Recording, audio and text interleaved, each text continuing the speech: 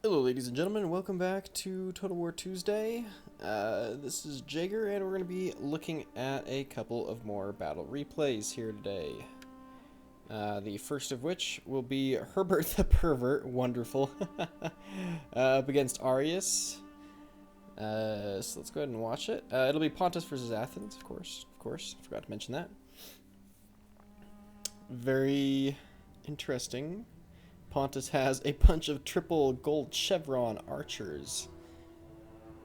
Some, I don't know if those are pikemen or hoplites, and some melee infantry. Athens has brought some hoplites, some mercenaries, thorough spear, thorax swordsman. Those might be Thor. I don't know. We'll see. We'll see when it gets into it. And picked hoplites as the general. So here we are on the beautiful battlefield today. So for Athens here, we have Thorax Hoplites. It looks like we're going to have a full front line here of Thorax Hoplites. Yes, his front line is made up of Thorax Hoplites. That is 1, 2, 3, 4, 5 Thorax Hoplites. On his flank he has Thorough Spears, which are very common for him to bring on his flanks. He does like the precursors for fending off cav. If I had to guess, I would say the same thing on the other side. Yep, 2 more Thorough Spears. Then his second line is made up of Thorax Swords. I believe he has 4 of them, but I'm not able to count because they're all over the place right now. Then he has some Militia Hoplites, sorry. Militia Hoplites, his picked Hoplites, and I would guess 2 more Militia Hoplites back there on the back line. He also has 2 of these Thracian, mercenary Thracian warriors. Obviously they have the really high charge bonus with their gigantic 2-handed falxes.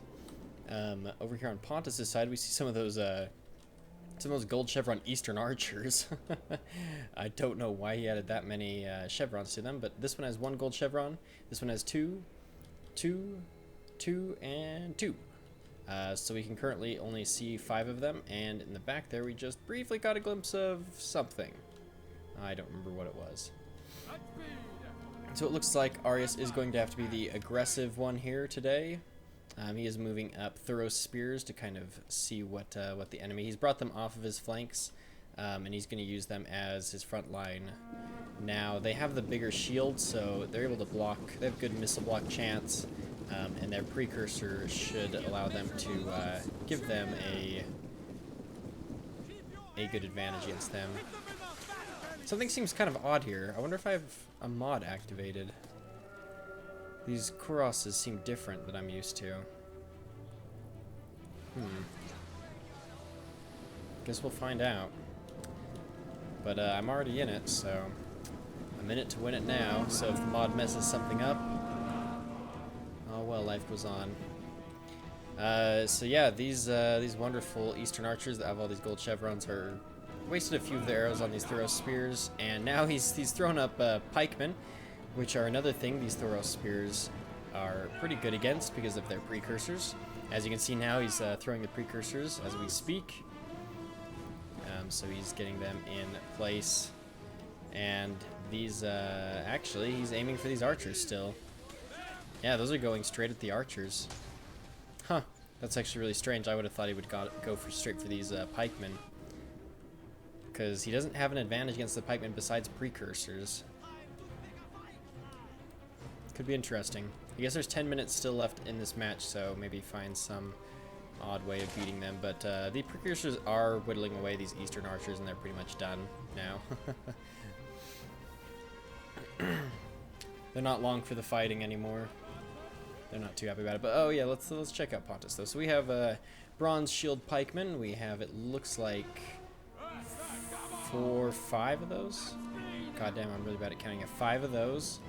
He's rushing forward some Pontic swordsmen, and we saw a bunch of those on his screen, so it looks like he has 6 of them. And his general unit back here is another bronze shield pikeman. They're just chillaxing back here, having a good old time. And for now, it looks like his Pontic swordsmen are happy to take on some Thorax Hoplites.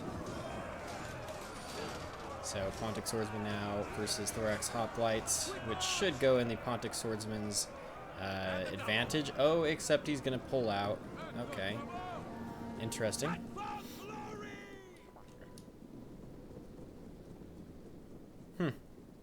they actually took more losses. Maybe pulling out gave them more losses?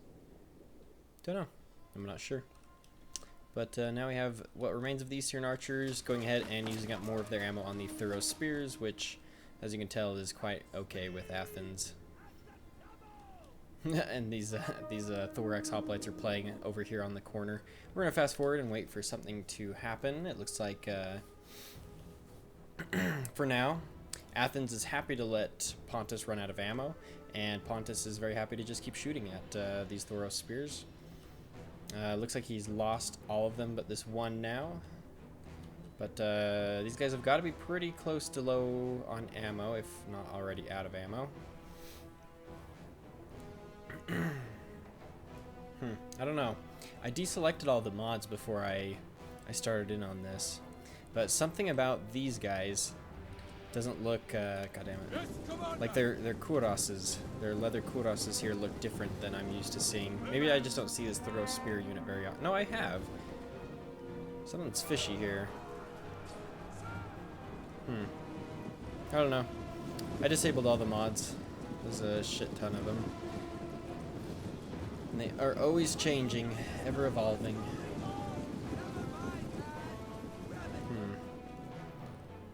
So it looks like Athens is going to have to make a move eventually. He's going to have to push up eventually here. The pikemen are going to be interesting to see him try and beat, but I'm pretty sure, if I had to guess, pretty sure his larger infantry force is just going to be able to flank around them and cause them to have to turn and fight, and then eventually they're going to get outflanked.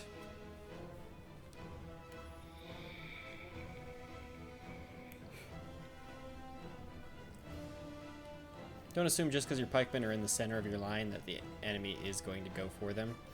Looks like we now have some of these gold chevron Eastern Archers going head-to-head with Thorough Spears. They're going to be backed up by some Pontic Swordsmen and the rest of all these triple gold chevron guys.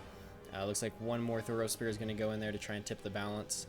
And in the meantime, just as I suspected, he is moving his men in this direction. So he's going to put pressure on these swordsmen, would be my guess, on the flanks, and then use what remains to try to push around the enemy. As such, he might try and sneak a unit in here. I wouldn't put it past him.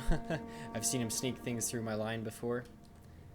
It's not uncommon. He does have his thorax swords right up here next to these pikes, but they have precursors, so yeah, the pikes are not going to appreciate them. But first they're going to go ahead and kill off the rest of these Eastern Slingers, who are not particularly all that good, even with gold chevrons, so kind of a waste of money if you ask me. Yeah, you can see here he is tying up these Pontic Swordsmen now on the flanks. I'm sure he's doing the same thing, yep, over here. And now that the swordsmen are tied up, the main threat for maneuverability, you can see he's now going to begin moving units around the flanks, just as I told you he would. Oh, we had a dip in frames there for a second. I apologize. Been having some problems recently. I'm not sure what's causing it. I've been testing out a bunch of new things, trying to like figure it out. I don't know. I just apologize. He is moving Bronze Shield Pikemen up to perhaps intercept these these mercenary Thracians. Ah, we got the Thracians coming around.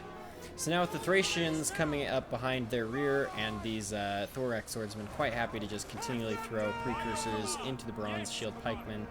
Things are not looking particularly good for Pontus, but he still does have men. He still does have a chance. These guys need to form into pike formation, and no, way too late. That's a wasted general, and now with his general's definitely going to die if he keeps him in there for very long. Yeah, so his general's going to fall. And now that this guy is back here, he can start hitting. If I had to guess, I would say he's probably going to hit these swordsmen, because if he hits the swordsmen, then he frees up the rest of these men to keep flanking around. The other option is just to come in and start hitting the shield wall or the pike wall from behind. Yeah, he's going to get a direct rear charge on these Pontic swordsmen, so as the rest of his men are freed up, thus leaving this entire pike formation to sit here and stare at these thorax swords. I don't know why they haven't moved up on the thorax swords, why they're just sitting there waiting. He has nothing to gain by sitting and waiting. He can move them up at a walk and they'll retain the pike formation. But yeah, with the general dead, this is a GG. Not much more to see here. In fact, this was a really, really easy battle for Athens here. And he's not even going to try and tie up the pikemen with the thorax swords. He's just going to go ahead and full on pull back, which is going to pull the line out of sync anyways. So I mean, it's not going to go well anymore. And now he's going to send the rest of his Thracians over here, and you can see that the Pontic swords are dead. He did send one pike unit over here, and it looks like it probably got a few kills off. And it's catching this Thracian warrior, which is not good. But I mean, it's way too little, way too late at this point. And you can see now he's breaking off even his thorax swords. It looks like he's going to throw in his militia hoplites to tie the pikes down, but he's going to move his thorax swords around the flanks, or at least he's going to try. Two of them are going to get caught here, as we can see. But he's going to retreat again to try and redo that. And now that his right flank is secure, his left flank is secure, he's going to be able to start sending them in as well. And pretty soon his right flank will be secure as well, and he'll start being able to send those guys in. But yeah, with a minute left, you can see where this is headed already. He has all of his units now. The pikemen are surrounded. They have no general. And he is going to die a most horrible, horrible death. Caused in many parts by Thracian. Yeah, he's going to use these militia hoplites just to make sure that these pikemen can't turn around, just to make sure that they're being distracted from the front, so that his more powerful troops, his more elite troops, can hit from the front, from the rear. Now his thorax hoplites here did not quite get in on time, so they are going to get hit from the front, but I mean, obviously it doesn't really matter at this point.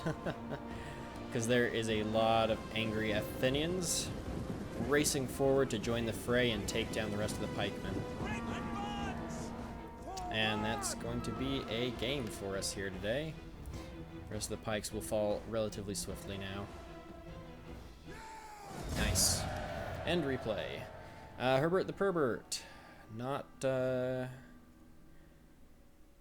I shouldn't say anything, but could have gone better. Mercenary Thracian warriors did really good, obviously. The militia hoplites did all right. I mean, you don't really need me to go through all this stuff. We saw basically what each of these groups did. But I just kind of like to go through and see what maybe got good kills. And especially here with these Eastern archers, with these gold chevrons, that was a lot of money to waste on them. Tons of money to waste on them. So that was a very poor decision, because they did not get as many kills as you would want from something you'd spent that much money on.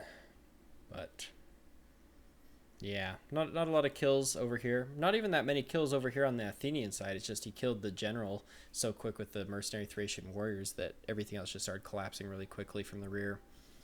The mercenary Thracian warriors, obviously, 263 kills is nothing to balk at. That's a lot of kills. And so is 154, so pretty good. Good match to both contestants. I hope you've enjoyed this episode, guys, and I'll see you in the next one.